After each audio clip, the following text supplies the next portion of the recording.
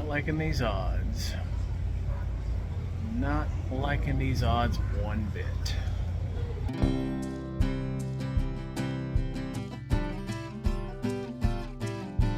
I'm Gary, and this is Coasting with Culture, which is all about combining theme park visits and riding roller coasters with various cultural experiences around the world.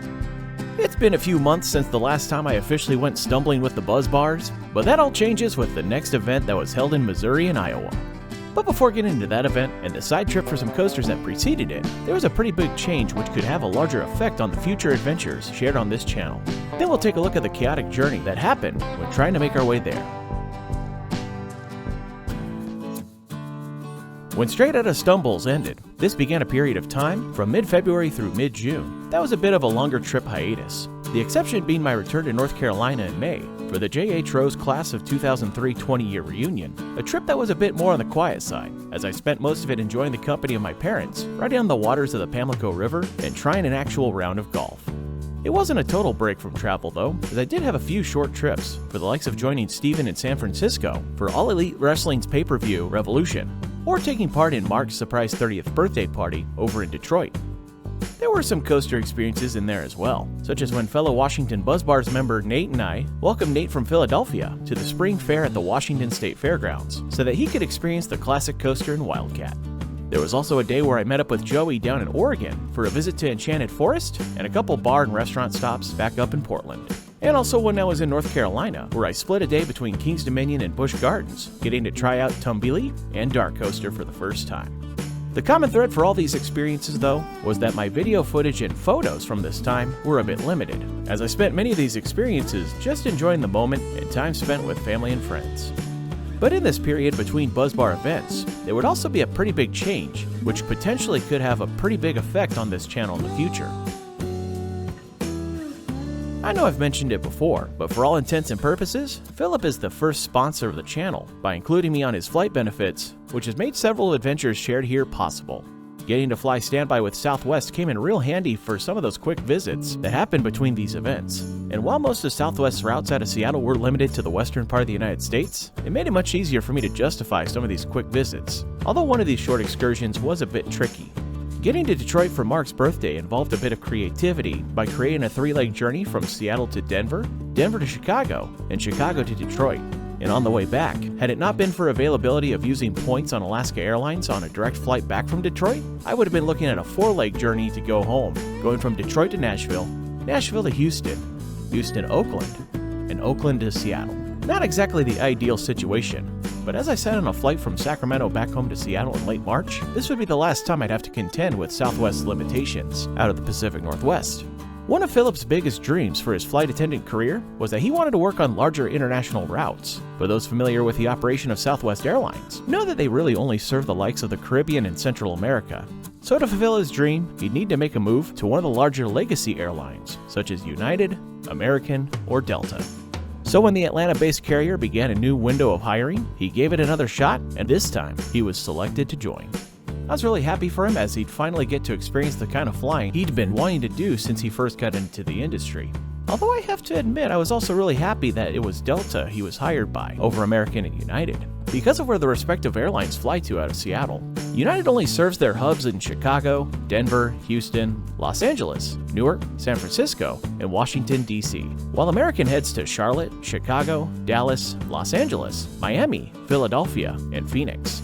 There was that bonus direct route to London that I experienced coming back home from last year's England trip, but that was recently suspended and then canceled by American Airlines. And outside of Alaska Airlines, Delta has the most routes to offer from SeaTac Airport. They've been operating international routes to the likes of Beijing, Osaka, and Tokyo since they took them over because of the merger with Northwest Airlines in 2008, and that eventually inspired them to designate Seattle as one of their West Coast hubs in 2014. Today, they offer direct service to over 50 destinations, including several in Asia and Europe. This could certainly be a huge benefit for future travels, as having a much larger number of routes to choose from can give me some additional flexibility for creative routing, such as when the first chance to use the benefits came from an extremely last-minute trip to meet up with Phillip and some other friends in Atlanta for a day, as he was nearing the end of his new airline's training. The Seattle-Atlanta route was booked pretty solid both ways, but I found that using San Francisco as a connection point would make it work. All I had to do was catch an evening flight to San Francisco, nearly missed the red-eye to Atlanta because the gate wasn't ready for us. Join the crew for the day, catch the last flight back to San Francisco that evening, find a bench to sleep on for a few hours, and take the first morning flight back up to Seattle with just enough time to spare for a quick shower at home before leading a tour in the morning. While that was certainly a crazy way to take advantage of the new airline benefits, I imagine there will be other more sensible ways to do so in the future. And given the options direct out of Seattle and those that are part of the larger route network, I'm looking forward to what could be possible when my class and work schedule doesn't have as much of an effect on my travel abilities as it did for the time between stumbles. Luckily though, stumbles of fun came after the spring quarter ended, so now that I had the summer season flexibility, it was time to take advantage of Delta to head to a stumble.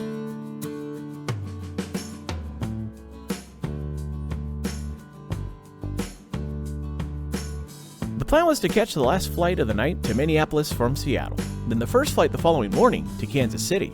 And since I had a couple hours before that first flight, I decided to try a fairly new restaurant in the central terminal area called Brewtop Social. The main dining area is located above that central food court, and several other seats overlook it, while others offer a view of the airfield, although it was a bit dark to enjoy the view this time. As part of the Priority Pass program, you can use it for a $28 credit and enjoy a locally brewed beer on tap, of which I chose the Half Lion Log Show Blonde Ale. Add their flatbread pepperoni pizza, and it was a nice meal before hopping on that first flight to Minneapolis. Well, at least that's what I wanted to happen. So I'm in a little bit of a dilemma here because when looking at the flight load for this flight to Minneapolis that I was planning to take, there are 23 open seats and I am on the standby list at position number 25. It's going to be tight, but keep my fingers crossed. And upon arriving to the gate, the chances seemed to get worse and worse, as I was finding my name further and further from the seat each time I looked. And when looking for alternative ways to get to Kansas City, those were looking pretty rough too. Not liking these odds. Not liking these odds one bit. In the past, if I traveled standby, I'd typically only go for flights that looked fairly comfortable to get onto, so I hadn't yet missed a flight because they didn't have enough seats. And just when it seemed like this would be the first time, there was yet another glimmer of hope because the agent said that 12 passengers weren't accounted for on their system, meaning there might be one more chance. And after several tense moments of waiting, I had to sit there and watch as that 757 pushed back from the gate.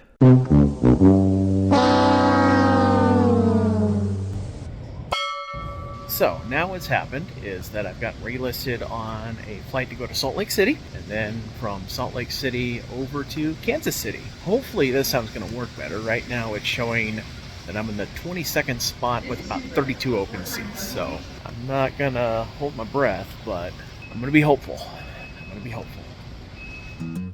That flight wasn't for another 4 hours or so, so rather than heading home, I just found a place to take a snooze before it was time to head to the gate. On last check, I'm in position number 7 with 12 seats left. This flight would be far less dramatic leading up to its departure, so I'd have no issues catching this one. And since I was in an aisle seat, I used it to be a good Seattle tour guide and finally watch a movie that many of my passengers would ask about. Roughly 2 hours later, I was in Salt Lake City, but heading to the gate for that Kansas City flight was feeling like deja vu. They're currently showing 8 seats available, and I'm listed in spot number 10. That would mean I'm 2 spots away from being able to get a seat on this flight, just like the one to get to Minneapolis.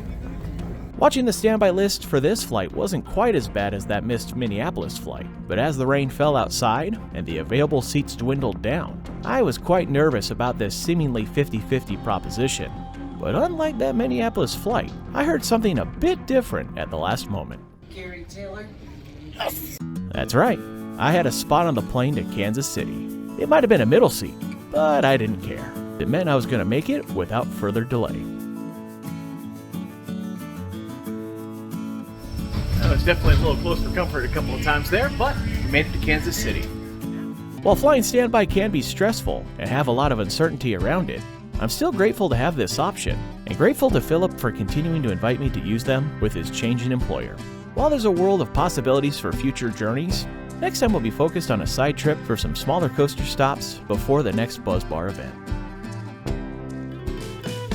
Thank you for watching this video from Coasting with Culture. If you enjoyed it, please give it a thumbs up and click on the subscribe button to see future videos here on YouTube, like these ones which you may enjoy as well.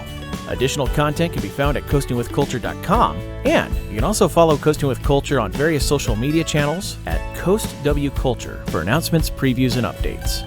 Thanks again for watching, and until next time, take care and safe travels.